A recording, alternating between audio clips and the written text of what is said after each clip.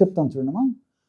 ఈ మధ్యకాలంలో ఆడవాళ్ళను వేధించేటువంటి ప్రధానమైన సమస్యల్లో, ముఖ్యంగా యువతులను వేధించేటువంటి ప్రధానమైన అనారోగ్య సమస్యల్లో పీసీఓడి లేదా పీసీఓఎస్ అనేటువంటి సమస్య ఒకటమ్మా.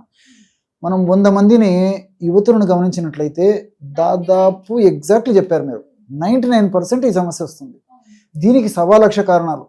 పోషకాహారంలో మార్పులు చేర్పులు ఉండడం వల్ల ఈ యొక్క సమస్య రావచ్చు, మానసిక ఒత్తిడి ఈ యొక్క సమస్య కారణభూతం కావచ్చు, తర్వాత వీళ్ళకు శారీరక శ్రమ లేకపోవడము ఈ యొక్క ఇది కారణం కావచ్చు, నిద్ర సరిగ్గా లేకపోవడము ఈ యొక్క కారణం కావచ్చు.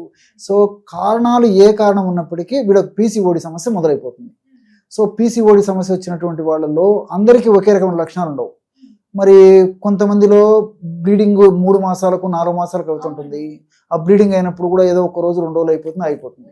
కొంతమందికి మెడిసిన్స్ వాడితే కానీ, ఆధునిక కృత్రిమ రసాయన ఔషధాలు వాడితే కానీ బ్లీడింగ్ రాదు. మళ్ళీ పవర్ అయిపోతే ఆ మెడిసిన్ ఆపేస్తేనే మళ్ళీ మాలవుతుంది.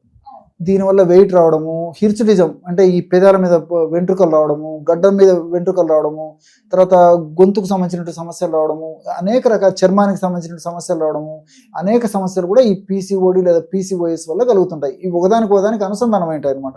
అలా కాకుండా మరి గర్భాశయం ఆరోగ్యవంతంగా ఉండేందుకు ప్రతి నెల మాసిక ధర్మము, శారీరక ధర్మము అయినటువంటి ఆడవాళ్ళలో ఉన్నటువంటి ఈ ధర్మము, శారీరక ధర్మము సక్రమంగా ఉండేట్లు అయ్యేదానికి ఇప్పుడు మనం చెప్పుకోబోయేటువంటి ఔషధం సమర్థవంతంగా పనిచేస్తుంది.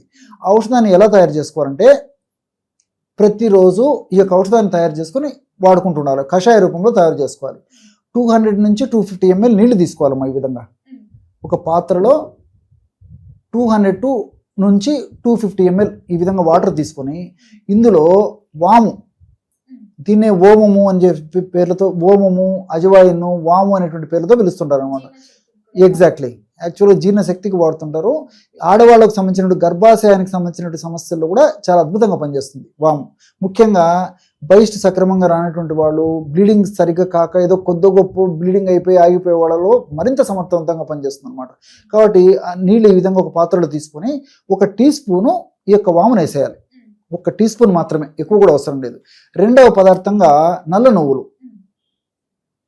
తెల్ల నువ్వులు కూడా వాడుకోవచ్చు, నల్ల నువ్వులు మరీ శ్రేష్టం. ముఖ్యంగా ఆడవాళ్ళకు సంబంధించిన ఈ సమస్యలు తొలగించేందుకు ఈ నల్ల నువ్వులు కూడా 1 టీ స్పూన్ వేసేయాలి. మూడవ పదార్థంగా మెంతులను కూడా కాస్త వేయించేసేసి మెంతులను కూడా 1 టీ స్పూన్ వేసేయాలన్నమాట. ఈ విధంగా వేసేసి ఒక అరగంట సేపు నానించేసేసి, తర్వాత పాత్రను పొయ్యి మీద పెట్టేసేసి హాఫ్ అంటే ఇంచుమించు 100 ml నీరు మాత్రమే వీలేటట్టు సన్న మంట మీద మరిగించేసేయాలి.